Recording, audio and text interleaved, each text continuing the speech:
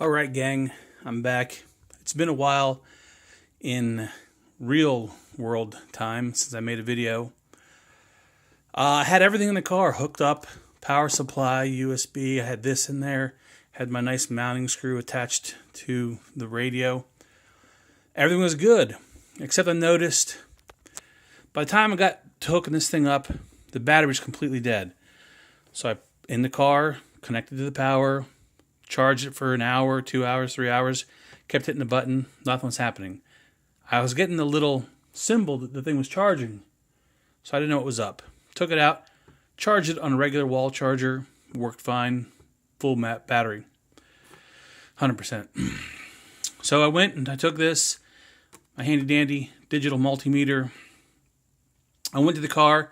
I checked the 12 volt output Molex connector I wired to the car radio, always on 12 volts. I was getting 12 volts. Connected here. I tested my, well, it's not here, it's in the car. I tested my, what I thought was 5 volts out of this thing. Well, yeah. 2 of these are positive, negative 12 volts. 2 of these I thought were positive, negative 5 volts coming off the LED that was part of the original power supply.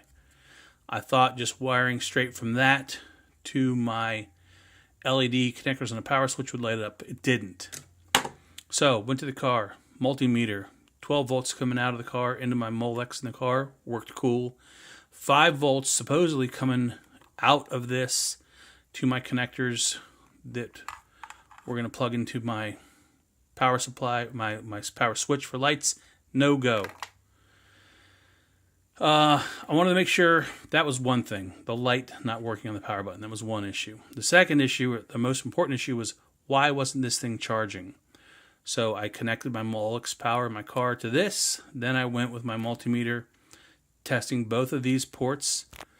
It was hard getting the multimeter probes in there, so I took a USB cable and I snipped off the ends and got to my power and ground. So I plugged this cable first here, tested this, good, solid 5 volts out. Plugged here, good, solid 5 volts out. So the reason this thing was not charging, I think, hopefully, was just because it was totally dead. I don't know what, but I'm getting power from here.